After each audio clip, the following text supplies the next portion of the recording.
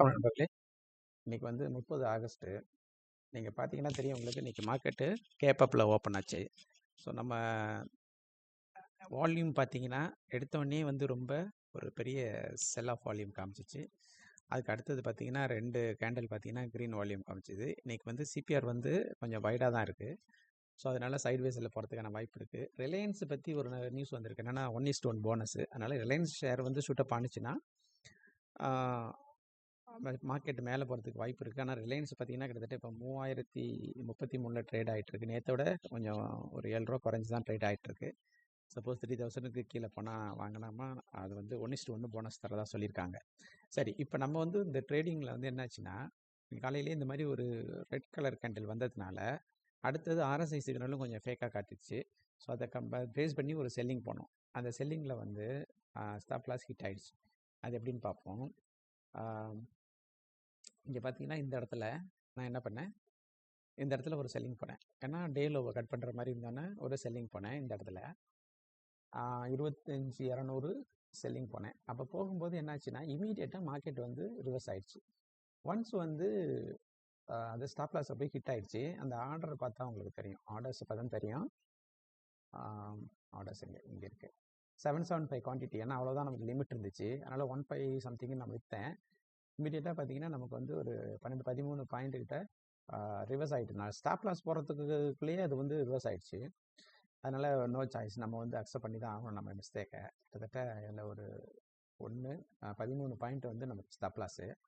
அதுக்கு அடுத்தது என்ன பண்ணோம் அப்படின்னா, இந்த மார்க்கெட் வந்து இப்படி ரிவர்ஸ் இது ஆனால் நம்ம எப்போதுமே சொல்லியிருக்கேன் இல்லையா, மார்க்கெட் எப்போதுமே ஒரு முக்கியமான பிளேஸ். இது R1 கிராஸ் பண்ணி போகுது, அதனால் உடனே எடுக்கக்கூடாது.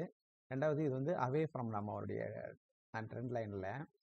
அதனால் வெயிட் பண்ணோன்னே அது வந்து டச் பண்ணிச்சு, கலர் சேஞ்சும் வந்துச்சு. இந்த இடத்துல 174க்கு ட்ரேட் எடுத்தேன், 1005 குவான்டிட்டி. அது என்னாச்சுன்னா மேலே போணுச்சு. மேலே போனோடனே அவே ஃப்ரம் த இஎம்ஏ. எப்போதுமே சொல்லியிருக்கேன், க்ளோஸ் டு த இஎம்ஏ வந்து buy, away from the sell. So அதனால் நான் 188க்கு செல் போட்டுட்டேன்.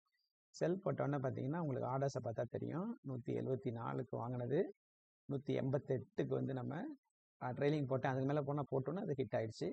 It's fine. இப்போ என்னாச்சுன்னா உங்களுக்கு அதுக்கப்புறம் மார்க்கெட் வந்து நான் நினச்ச மாதிரி திரும்ப வந்துச்சு. இப்போ ரீட்ரேஸ்மெண்ட் இப்படி போயிட்டுருக்கு. சரியா, இன்றைக்கி ஃபுல்லாக இப்படி தான் சைட்வேஸில் தான் இருக்கும். அதனால் ட்ரேட் பண்ணுறதை தவிர்க்கிறது நல்லது. ஸோ இதில் பார்த்தீங்கன்னா இந்த 25,200 அந்த லாஸ் எல்லாம் கவர் பண்ணது போக நமக்கு 10,000 வந்து ப்ராஃபிட். பட் எல்லா சமயத்துலையும் இந்த மாதிரி செய்ய முடியாது. இந்த இடத்துல நீங்கள் பார்த்தீங்கன்னா நான் எப்படி எமோஷன் கண்ட்ரோல் பண்ணி ட்ரேட் பண்ணேங்கிறத நீங்கள் பார்க்கணும். இப்போ கிட்டத்தட்ட வந்து உங்களுக்கு 775க்கு 13 பாயிண்ட் போட்டோம்னா 10,000 ரூபா வந்து மைனஸ், 10,000 ரூபா லாஸ் ஆச்சு. அதுக்கு அடுத்தது 1500 குவான்டிட்டி போட்டு நம்ம எடுக்கும்போது அந்த 10,000 லாஸ் போக இன்னொரு 10,000 கிடச்சிச்சு. ஸோ அப்போ நமக்கு வந்து எல்லா சமயங்கள்லையும் இந்த மாதிரி எமோஷனல் ட்ரேடிங் செய்யக்கூடாது. அது மாதிரி செஞ்சோம்னா அதுக்கு பேர் ரிவெஞ்ச் ட்ரேடிங்னு பேர். இந்த ரிவெஞ்ச் ட்ரேடிங் செஞ்சோம்னா என்ன ஆகும்னா நமக்கு வந்து லாஸ் அதிகரிச்சுட்டே போயிடும். ஆனால் அதுக்கப்புறம் நம்மளுடைய ரூல்ஸை ஃபாலோ பண்ணி முயற்சி பண்ணணும். நம்ம ரூல்ஸை ஃபாலோ பண்ணி முயற்சி பண்ணும்போது 90% நமக்கு சக்ஸஸ் கிடைக்கும். சம்டைம்ஸ் இந்த மாதிரி இங்கே பாருங்கள், ஆர்எஸ்ஐ வந்து இப்படி கீழே வந்தது. ஸோ இதெல்லாம் பார்த்துட்டு தான் நான் வந்து செல்லிங் போனேன். அதான் அதுக்கப்புறம் ரிவர்ஸ் ஆச்சு இல்லையா. ஸோ அதனால் எல்லாத்தையுமே நம்ம வந்து எல்லா சிக்னலையுமே முழுசாக நம்ம நம்ப முடியாது. அது மாதிரி ஓப்பன் இன்ட்ரெஸ்ட்டும் பார்த்தீங்கனாலே உங்களுக்கு இப்படி கொஞ்சம் கொஞ்சமாக மேலே தான் போயிட்டுருக்கு. ஸோ அதனால் பார்த்து தான் ட்ரேட் பண்ணணும். ஸோ அநேகமாக இன்றைக்கி தான் இவ்வளோ தான் ட்ரேட். ஏன்னா ஃப்ரைடே, இன்றைக்கி இதுக்கு மேலே மார்க்கெட் எப்படி இருக்குன்னு தெரியாது. ஸோ அதனால் அவ்வளோதான் ட்ரேடிங்கு. எதனா ட்ரேடிங் எடுத்தேன்னா உங்களுக்கு வந்து அப்டேட் பண்ணுறேன். மிக்க நன்றி, வணக்கம்.